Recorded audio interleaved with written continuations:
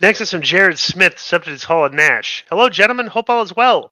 I was listening to a Scott Hall interview clip where he mentioned him and Nash trying to get fired from WCW in retaliation for Sean Waldman getting fired. He said Nash had already called Vince to come back to WWE, and they went into Eric's office to intimate him to give them the release. Did you guys hear or witness this? Thanks as always. Conan have more on this. Well, I was there that day, and they were mad because they had fired Pac because Eric was mad about something else. It had nothing to really kind of do with Pac, and they sent him home. And I remember that they told me that they had asked for the release, and he said no, and that Sean was going to show up on that show that night, I guess, on Raw, and they actually came out with some 8-6 Pac. Remember, he had like a shirt that said instead of an 8 ball, it was like a 6 ball. Yeah. Right. Remember that shirt? And they came out with those shirts in like solidarity to him. Next is from CJ Emanuel. Subject is very disrespectful. Greetings, lads. Since the show's inception, Disco's been handed some very old-timey insults. So far, he's been called a twerp, punk, louse, and grifter. How would you categorically rank these assaults on Glenn's good name from best to worst? What's next? Cad? Rapscallion? Varmint? Looking forward to the next music roundtables and stuff and everything. Respects to CJ Manuel. You can suspend CJ Manuel for a month. Yeah. Yeah, he's basically he's offhanded. He's passively aggressively insulting me by saying what I've been called in the past. Right?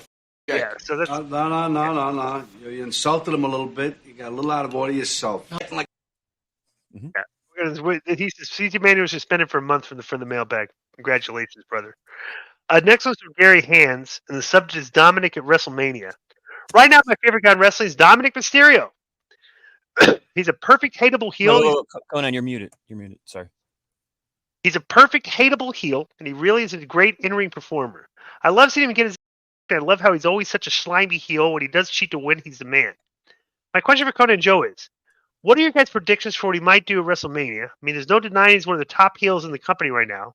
I'll be stunned if he was just put into a battle royal or something like that. For me personally, and clearly I'm just talking as a marquee fan, I would hope that somehow WWE could book Dominic Mysterio versus LA Knight for the World Heavyweight Championship.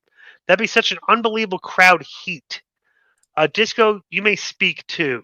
Okay, we're going to give Gary Hands a suspension for trying to direct who can talk on this and everything. Since I'm how long is the suspension? Give him a week to festa to realize what he did. Yeah, you're lucky because he gives out 2 weeks. By the way, let me put over Joe for the last one. Well, I love that one because it was one of my favorite movies of all time, Scarface. But the one before that one, which I think is from Goodfellas, right? Yeah. That's one of my favorite lines of all time. Yeah, he did it. When he goes, I shot my shoebox kid. Yeah. We actually had, you know what's funny? One of the names of our fantasy football teams. And one of I've been doing fantasy football for like 40 years now, right? One year, one of the team names was Maury's Wigs. Is that right? Come off, not even in one. Right.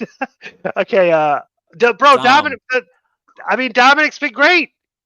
Let's be honest. Okay, Dominic is a regular listener of the show, and he has used a lot of the advice that we give out freely on the show and everything, and all that. He's become a better worker. And I've worked out with Dominic a couple times, so I know how and stuff and thing. He's not just a friend of the show; he's family of the show. He's family of the show, and he's like, so we can see he's kind of like what do you call it? When you're he's vicariously performing through him because he's used all of the advice. And I told him, Reese, I want to see I haven't seen the show this week, but I want to know because I mentioned recently that did I say his kicks didn't look good one of the shows because he wasn't so did I. So did I. Okay, so I want to see if he's corrected that if he's listening to the show, but he has. Okay, so I called him on that. Yeah. Right, he listens, so yeah. Yeah, he knows. He knows he knows I know. I mean, he let you train him. I mean, just Ray ain't gonna send him with some. But anyways, the thing is this. That would be a great match because he would be booed and LA Knight would be cheered, but I wouldn't put it for the World Heavyweight Championship. Yeah. Right. Next is from Forrester Grillo. Subject is, what is success? Regardless of what you think personally about the quality of the booking or the matches, there's no denying that All In at Wembley Stadium is an awesome thing to be happening. Joe, by the way, look up the numbers of how much, as of right now, how many tickets have been sold. Okay. Question is, though, guys, should AEW really be celebrating it? Dave Meltzer himself said in his latest stream that AEW tickets in America still aren't selling. They're charging less per ticket than they did last year, and we can all see that the TV ratings aren't good, whether there's Dynamite or Collision. Despite all this, they finished first for the night. Good line there, by the way, buddy. Forrester Grillo. P.S. One more point. When WWE did their show at Wembley in '92, that was a smaller original venue.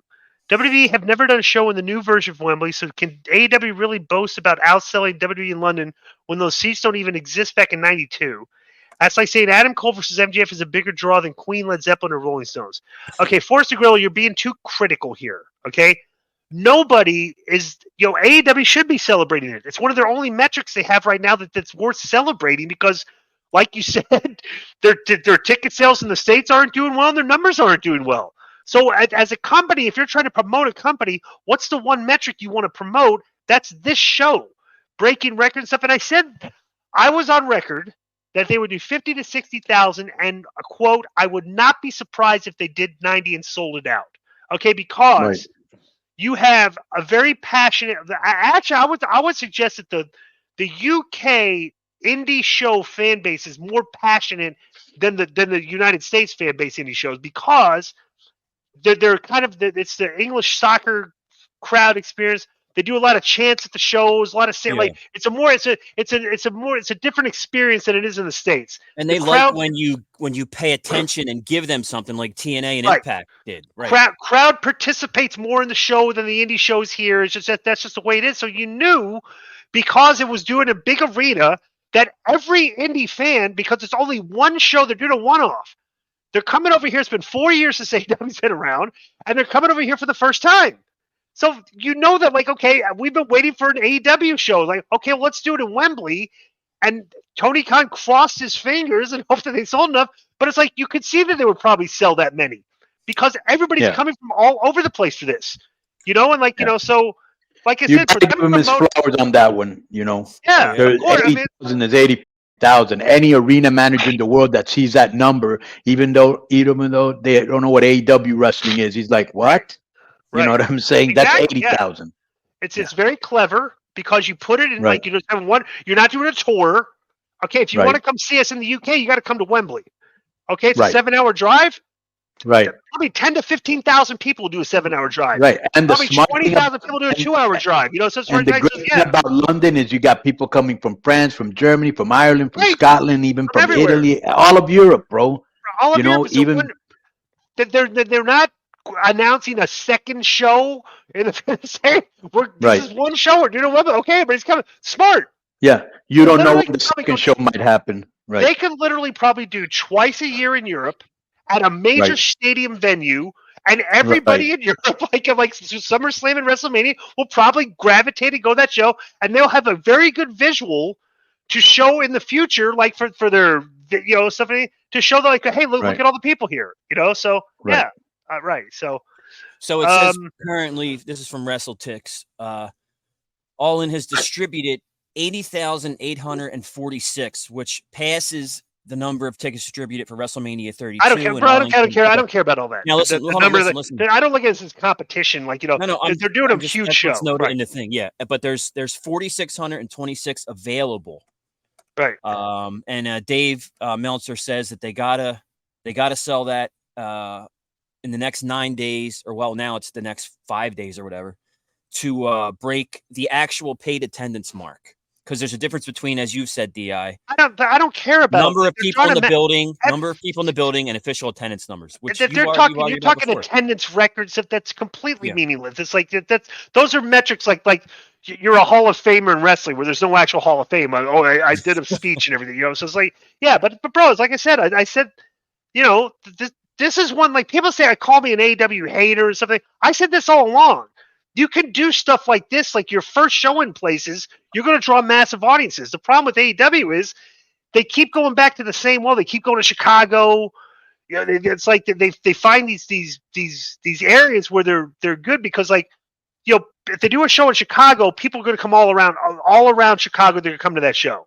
Like AEW, the problem with their fan base is here in the States, and the reason they do half as many people as the WWE fans is that they have a lot of like what's the word I want to use? Like their big shows, there's a considerable amount of people that go to all of their big shows. Like the same fans. The same fans will go to a show in like the tennis stadium show. This will be a lot of the same fans will go to Chicago. All the dirt sheet guys and all the Mark podcasters all go to the shows. It's like the whole community of like indie wrestling. They'll travel for these shows. The problem is now it's been 4 years. They've been to these places over and over, and it's like you kind of lose a luster. Well, now you have a spot where you're going for the first time ever, so you're going to draw a massive audience. Probably, like I would say, like if they ran Wembley, like the perfect example, if they ran Wembley next month too, it would probably do like 20,000 people. Because like okay, we went, we saw it, stuff, but now it's like you can't do that again a month later. Can you do it a year later? Absolutely. 6 months later, maybe. But absolutely, you can go and do major shows in markets where you never go, and everybody will show up, which has been proven. I said this would happen too, so I'm right. Would you agree, Conan, that I was correct about this? Yes. Okay, thank you. All right. Go play that. I want you to play that clip in the at the beginning of the mark that and play that. Record that, by the way.